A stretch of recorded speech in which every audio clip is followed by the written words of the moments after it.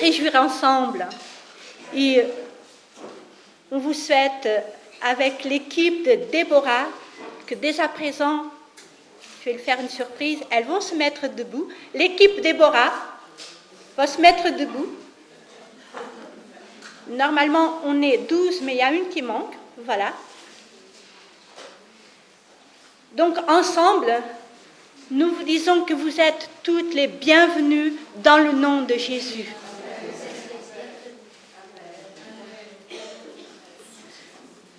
Vous avez bien fait de venir à cette rencontre qui a pour thème la prière d'une mère, qui nous sera apportée par notre sœur Maggie, que Beryl, elle aura l'occasion de présenter tout à l'heure mieux.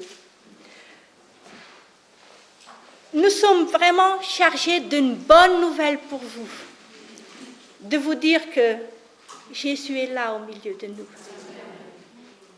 Et qu'aujourd'hui, ma sœur, il veut faire un miracle dans ta vie. Et que tu puisses préparer ton cœur à le recevoir. Nous allons passer vraiment une matinée enrichissante. Combien elles sont restées peut-être chez elles, que l'adversaire, l'ennemi de nos âmes, a réussi à encore les tenir, peut-être à travers d'une maladie, d'une fatigue, que dirais-je. Il a ses astuces. Faudrait que tu chantes le micro parce que ça t'aide. Mais vous avez vraiment bien fait de venir et d'être là, parce que vous allez être bénis ce matin. Et là, je vais demander, avant de partager un témoignage avec vous, je vais demander au groupe de me rejoindre pour vous chanter un chant que j'ai préparé pour vous. Jésus est là, il est là pour toi. Jésus est là, il parle à ton cœur. Abandonne-lui tes soucis et tes chagrins. Jésus est là.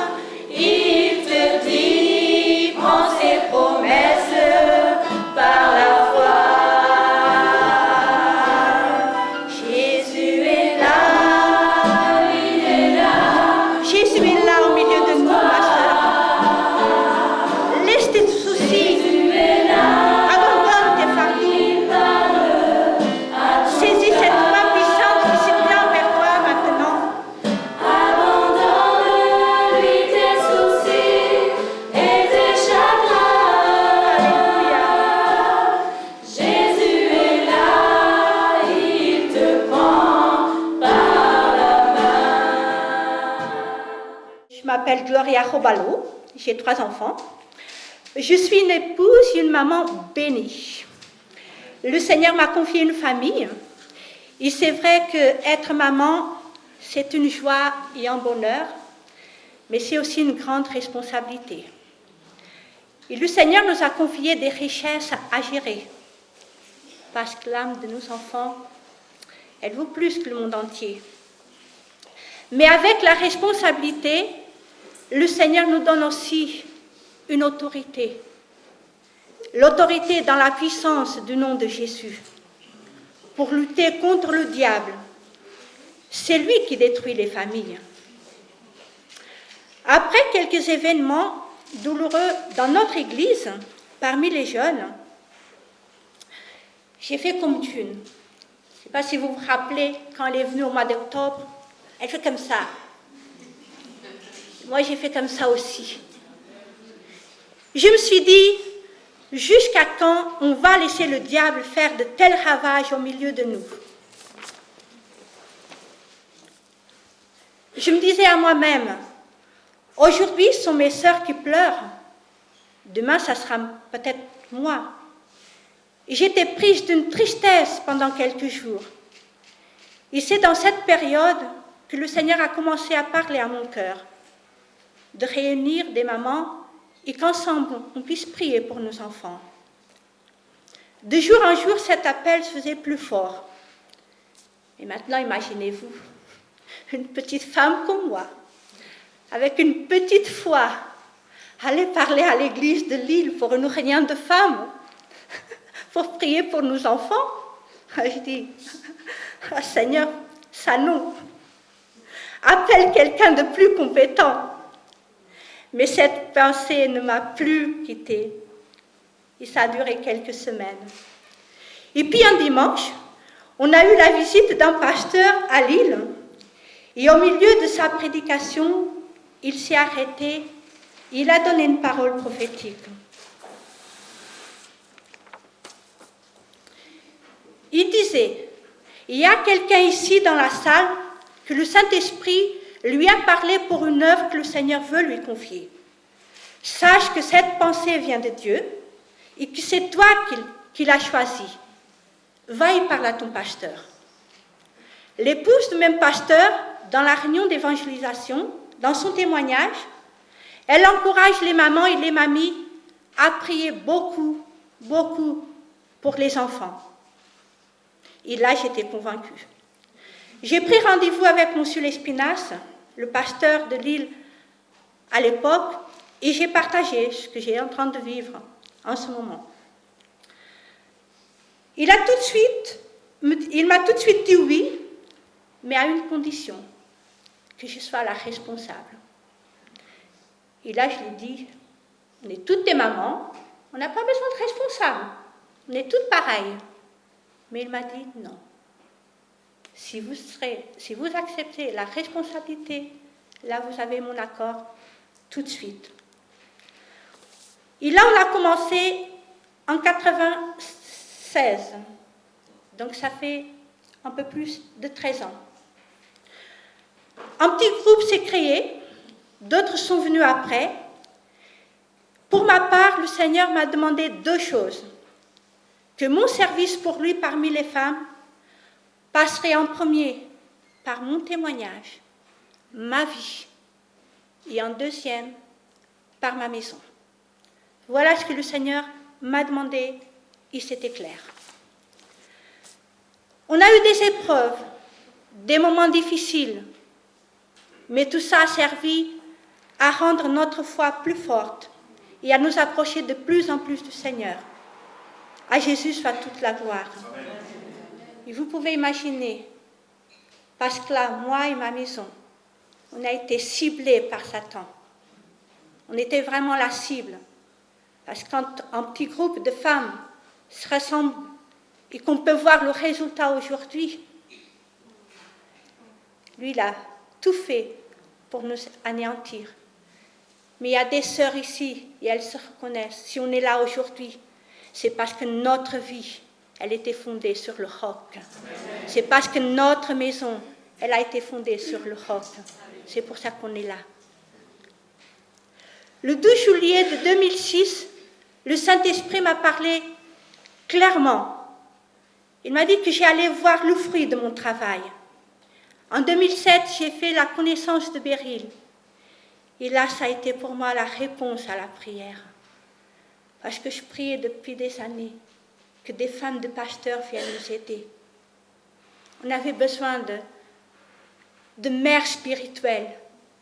Et Beryl, elle est pour moi, je crois qu'elle est pour beaucoup, une mère spirituelle. Et elle est venue vraiment au bon moment. Elle m'a donné la main et elle m'a fait passer le cap. Merci Seigneur pour Beryl et pour tant de femmes comme elle. Parce qu'elle avait la même vision et le même but. Quelle joie de travailler ensemble et de faire partie de cette armée de femmes qui prient pour les jeunes et pour les enfants dans le monde entier. Que le Seigneur nous bénisse à toutes. Ma sœur, peut-être qu'aujourd'hui, tu te dis, mais il y a tant de femmes qui sont là déjà debout, mais moi je suis encore assise. On ne sait pas quelle est ta position.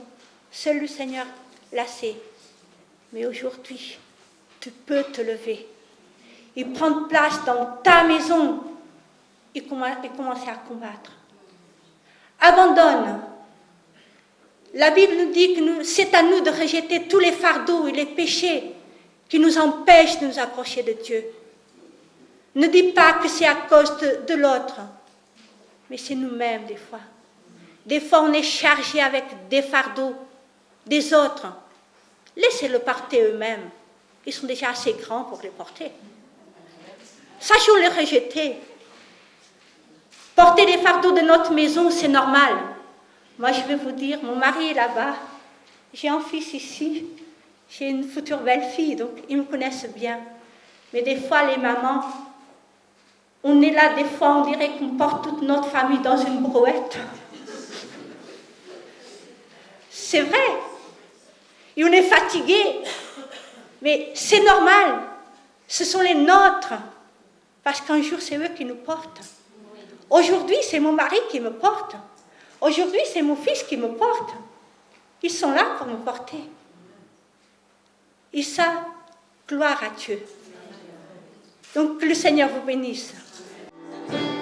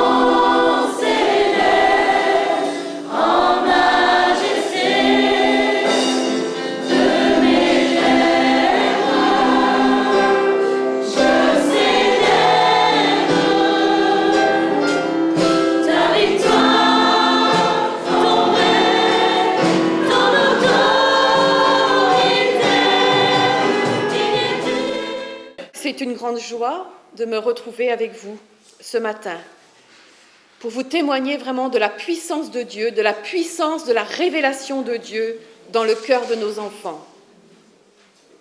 Alors Sylvain, donc c'est mon dernier fils, il a 24 ans, donc c'est le 3e enfant. Alors cet enfant, c'était pas du tout un enfant programmé. Comme on dit, il est arrivé par accident.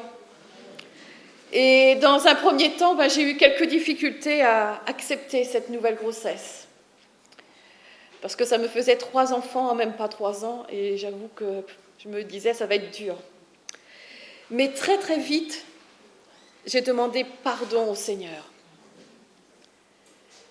Et parce que ce que j'ai compris, c'est que si moi, je ne le désirais pas, mais Dieu, lui, le désirait vraiment, cet enfant. Et donc, j'ai vraiment demandé pardon au Seigneur de tout mon cœur. Et cet enfant, eh bien, il m'a procuré beaucoup de joie. C'était un enfant facile à éduquer, un enfant qui aimait toujours auprès de sa maman. Et comme pour mes autres enfants, pendant la grossesse, eh bien, je remettais cet enfant, la destinée de cet enfant au Seigneur. Et pour chaque enfant, j'ai dit, Seigneur, eh bien, tu fais comme tu veux avec cet enfant, moi je te le donne, tu peux t'en servir comme tu le veux, ce n'est pas ma propriété, c'est ta propriété, et tu en fais ce que tu veux, Seigneur. Alors c'est vrai qu'en tant que mère, on a toutes des destinées différentes, on fait des choix différents dans la vie. Il y en a qui sont mères au foyer, d'autres qui sont des mères qui travaillent à l'extérieur, et moi je faisais partie de celles-là, de celles qui travaillent à l'extérieur. Et j'avais une grande responsabilité et je ne pouvais pas me permettre de travailler à mi-temps pour élever mes enfants. Ce poste-là ne me permettait pas. Mais Dieu merci, Dieu m'avait donné, j'ai envie de dire, beaucoup de force physique et un bon mental pour pouvoir pour pouvoir être de front sur tous les fronts par rapport à tout ce qu'il y avait à gérer avec 3 petits-enfants et le travail que j'avais. Aussi, on était impliqués dans l'Église en tant que ministère, et donc c'est vrai qu'il fallait mener ça de front, mais Dieu m'avait donné les capacités, parce que c'est Dieu qui donne toutes ces choses-là. Et j'étais donc une femme heureuse. Heureuse auprès de mon mari, heureuse dans mon foyer, heureuse dans mon travail, j'étais comblée. Et je me souviens très bien des moments que je passais avec mes enfants, chaque soir. Mes enfants aimaient que je vienne passer un petit moment auprès d'eux, chacun leur tour. Il ne fallait pas que je déroge à cela. Et donc, j'avais l'habitude de passer à peu près un quart d'heure avec chacun de mes enfants.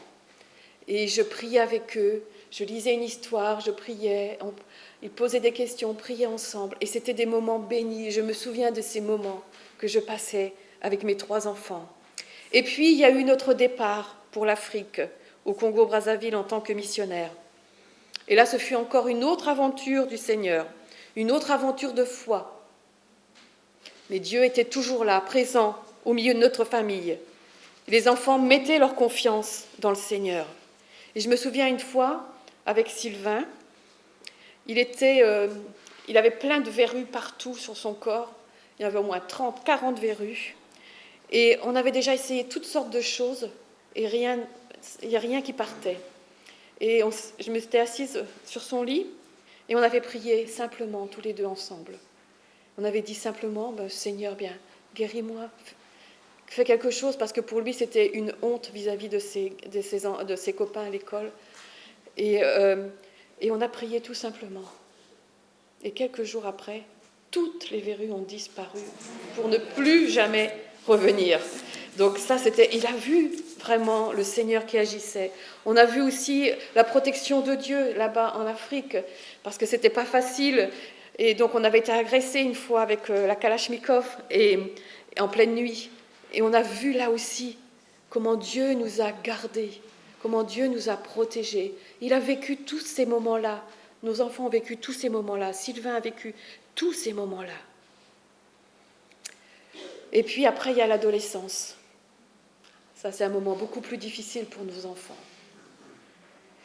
Et Et là, c'était justement à l'adolescence de Sylvain que nous avons implanté une nouvelle église, non plus en ville, mais en brousse. Et là, en brousse, il y avait un décalage important. Et pour lui, aller en brousse, nous suivre en brousse, c'était quasiment impossible. Et à ce moment-là, il y a eu comme une rupture, j'ai envie de dire. Même si on essayait d'être là avec nos enfants, mais il y a eu quand même cette rupture qui s'est trouvée là.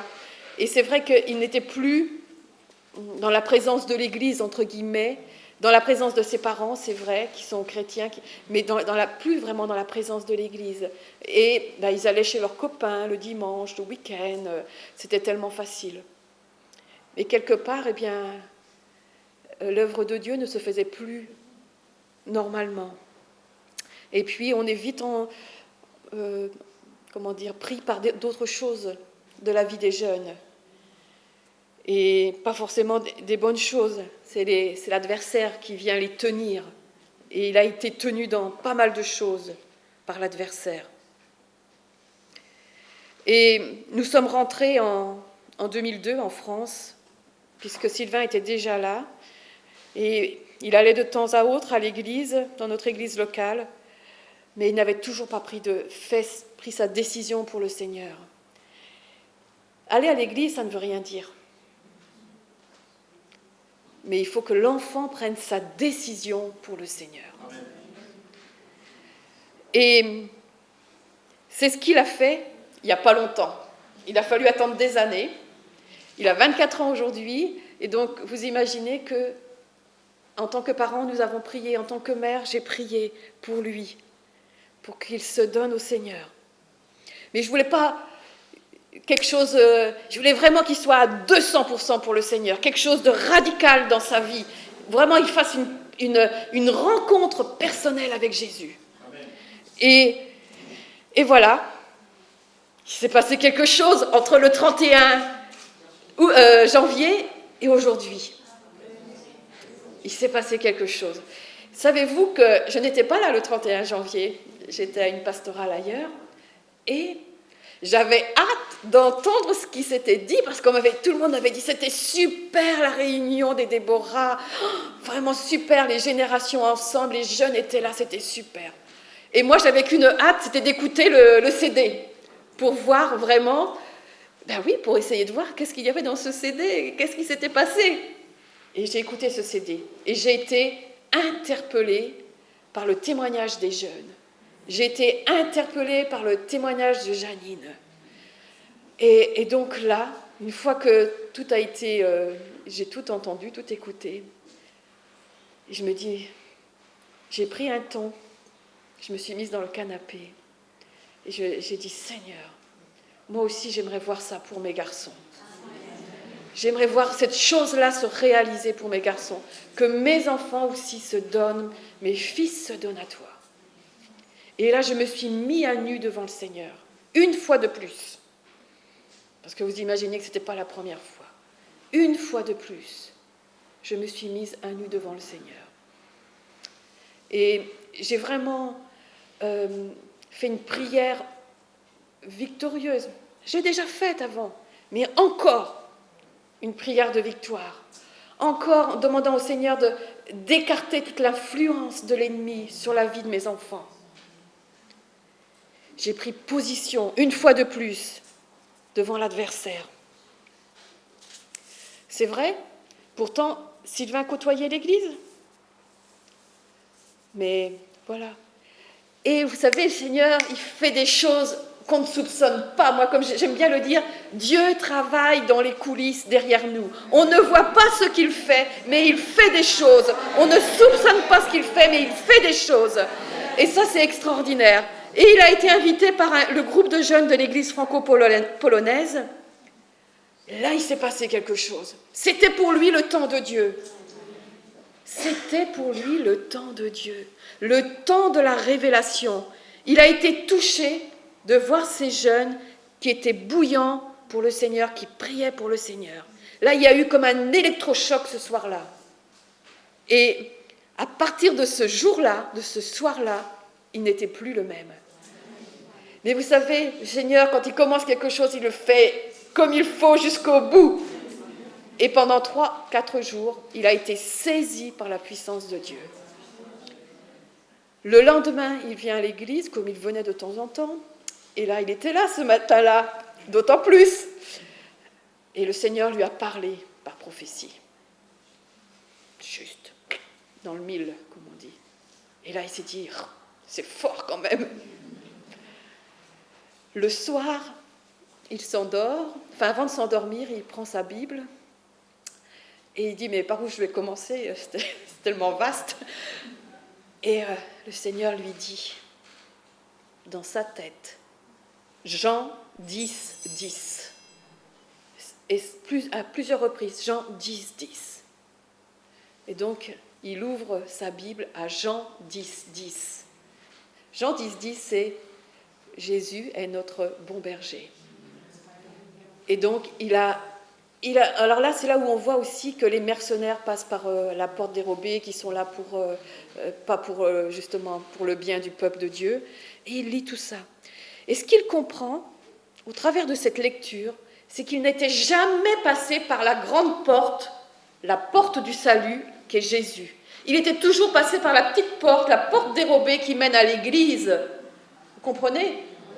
Donc, et à ce moment-là, quand il a compris qu'en fait, là, ça y est, il a pris la bonne porte, la grande porte, la porte du salut, la porte de Jésus. Jésus est la porte.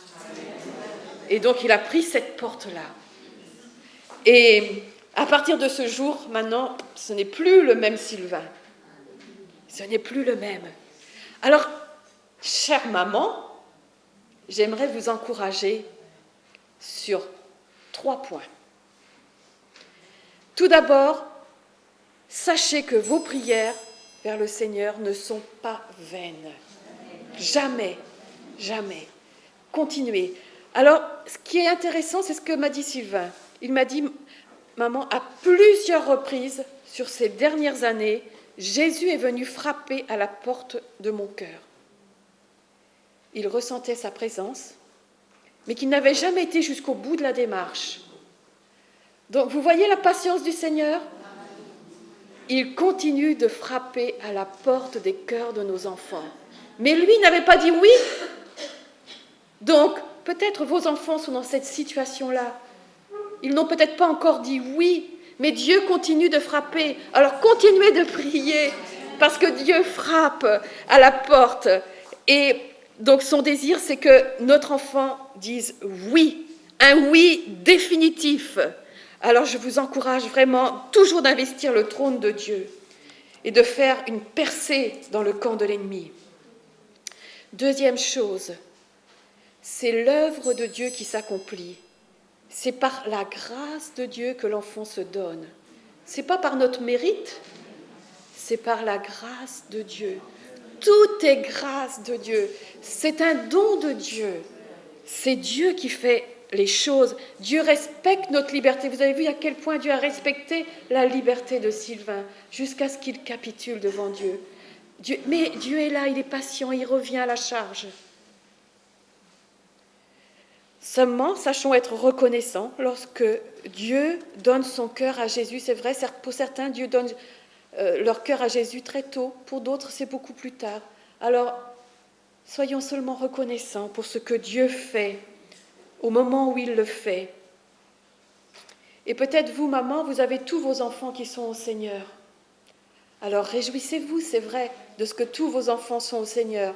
Mais il y a d'autres mamans pour qui les enfants ne sont pas encore au Seigneur. Et elles souffrent. Alors qu'on puisse vraiment prier ensemble et porter ensemble. Et ce n'est pas parce qu'elles ont donné une mauvaise éducation à leur enfant que leur enfant n'est pas au Seigneur. Ne pensez surtout pas ça.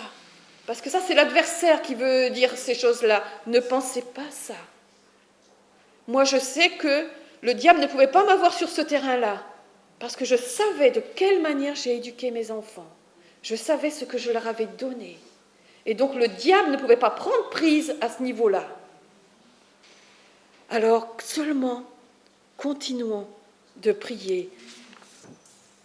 Et la troisième chose, je dirais, Restons confiantes dans le Seigneur.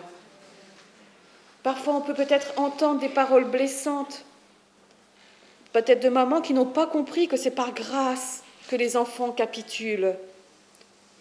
Alors, ne vous offusquez pas et n'en tenez pas compte, parce que c'est Dieu qui fait toutes choses à merveille. Alors, j'ai envie de dire, en concluant, je voudrais conclure en disant, eh bien, soyez toutes bénies ensemble et continuons ensemble d'investir le trône de Dieu. Moi, j'en ai encore un qui n'a pas encore fait cette démarche avec le Seigneur. Eh bien, je vais continuer aussi à prier pour lui, à investir le royaume de Dieu pour lui. Je l'ai eu au téléphone il y a quelques jours, c'est mon deuxième fils. J'ai dit que Sylvain prend son baptême demain. Voilà. Et donc, j'ai dit à Mathias, j'ai dit, donc ton frère prend son baptême demain. Ah, il me dit, mais il ne reste plus que moi maintenant. J'ai dit, oui, il ne reste plus que toi. Donc, j'ai dit, mais attention, j'ai dit, tu sais, le meilleur est pour la fin, Mathias. Hein, donc, j'attends quelque chose de ta part, quelque chose que le Seigneur va faire pour que tu capitules devant lui. Et je voudrais terminer avec cette parole. Celui qui est en nous est plus fort que celui qui est dans le monde. Alléluia. Merci, Jésus. Il n'est aucune crainte, car la joie vient le matin. Les problèmes ne durent qu'un temps, car il y a un ami nommé Jésus qui essuiera toutes tes larmes. Et si ton cœur est brisé, lève tes mains et déclare, oui, je sais que je réussirai, je sais que je résisterai, quel que soit ce qui arrivera, ma vie est dans tes mains. Avec Jésus, je le peux, avec lui je résisterai, quel que soit ce qui arrivera, ma vie est dans tes mains. Et lorsque les épreuves semblent avoir le dessus, lorsque parents et amis sont très très loin de toi, souviens-toi de ton ami, quel que soit ce qui arrivera, leur vie est dans ses mains. Avec Jésus, je le peux, avec lui je résisterai. C'est formidable. Et j'ai pleuré beaucoup parce que le Seigneur m'a vraiment aidé ce matin de venir. J'ai été au lit et j'ai entendu une voix qui dit « Tu vas à l'hôpital, tu seras malade ». J'ai été malade toute la semaine. Je me suis levée avec un bond comme ça et j'ai dit « Je veux la vie, je veux la vie, je veux la vie ». Et le Seigneur m'a donné la force de venir et je suis là. Et je sais ce que c'est d'être avec les attaques du diable contre nous. Mais je suis vraiment, vraiment heureuse ce matin de présenter Maggie, très chère amie, qui vient de Centrafrique, Maggie Bartabaru. Elle va peut-être expliquer pourquoi elle a un nom comme ça, venant de Centrafrique. Et elle travaille avec la mission Horizon, qui envoie les missionnaires partout dans le monde. Et elle fait beaucoup de choses dans l'œuvre sociale, mais surtout, je pense qu'elle a été employée par le Seigneur dans son propre pays, Centrafrique, pour aider même le gouvernement. Et elle va vous dire un peu, je suis sûre. Et le Seigneur a vraiment donné une onction pour l'intercession. Et j'ai vu aussi qu'elle a eu beaucoup d'attaques à cause de cette intercession. J'ai vu vraiment une robe d'onction sur elle. Et j'ai vu que les gens sont venus pour le déchirer, l'enlever. Et le Seigneur aime Maggie et veut vraiment l'employer pour sa gloire. Et nous sommes vraiment là pour vraiment être avec elle, pour prier pour elle, parce qu'elle était malade récemment, je sais. Mais le Seigneur, il veut des choses pour toi, Maggie.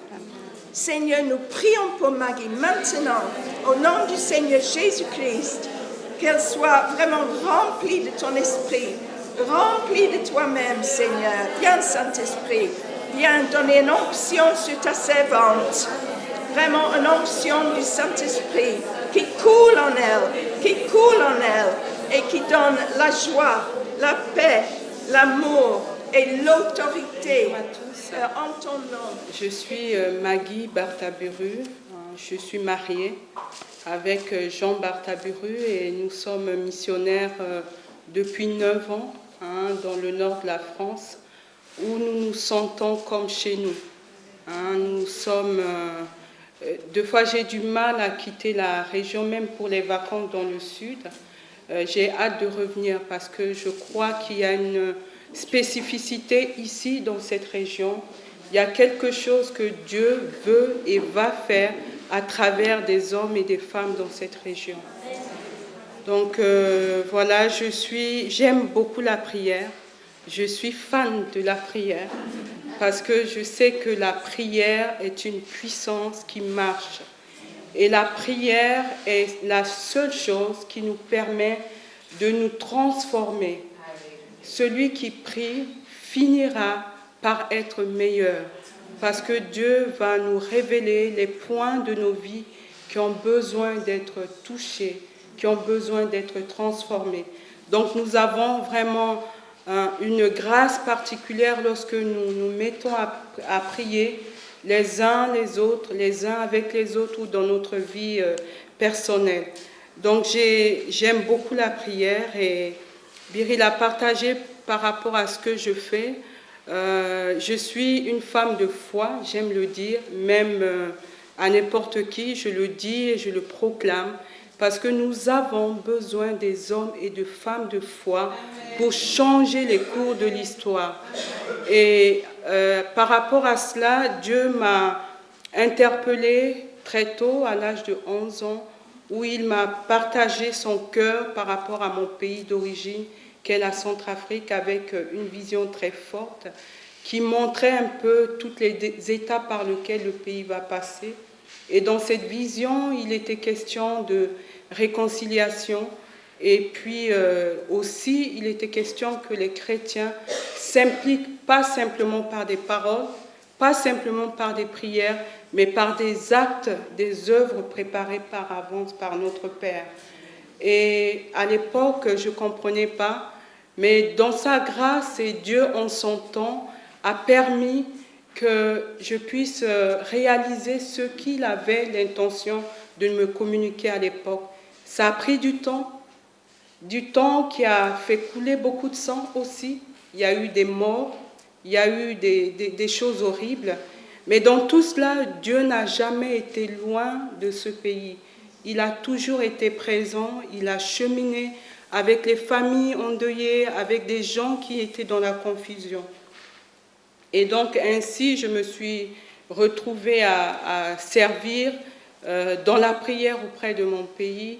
Donc pendant quelques années, on a organisé des rencontres de prière, de réconciliation où on a été très radical.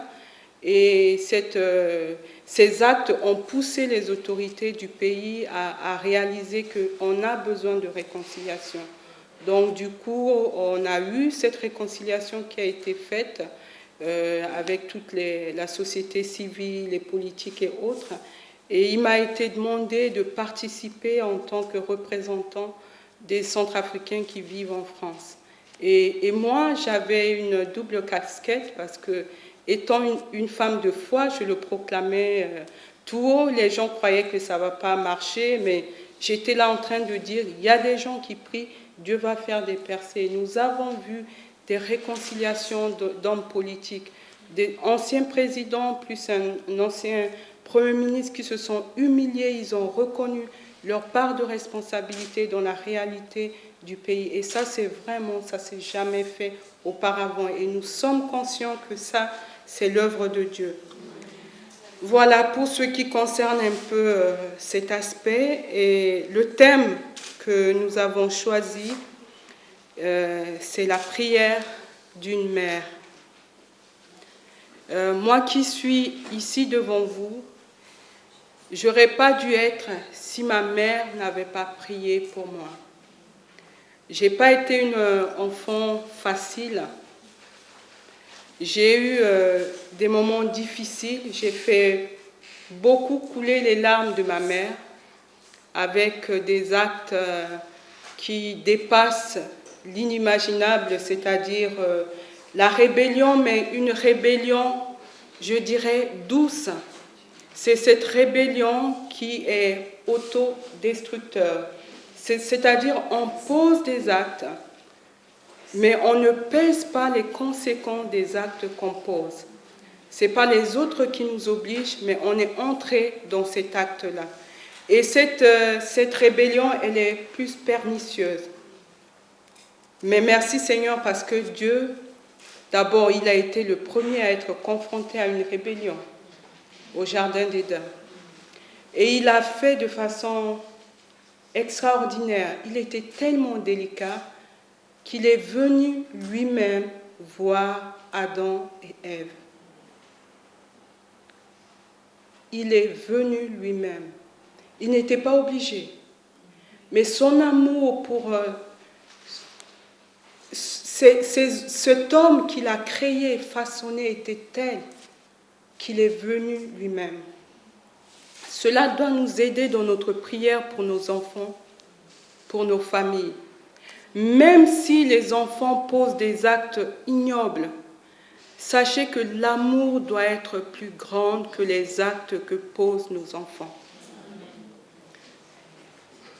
Il y a dans les évangiles et dans le Nouveau Testament, Dieu dit clairement qu'il y a 3 choses qui demeurent.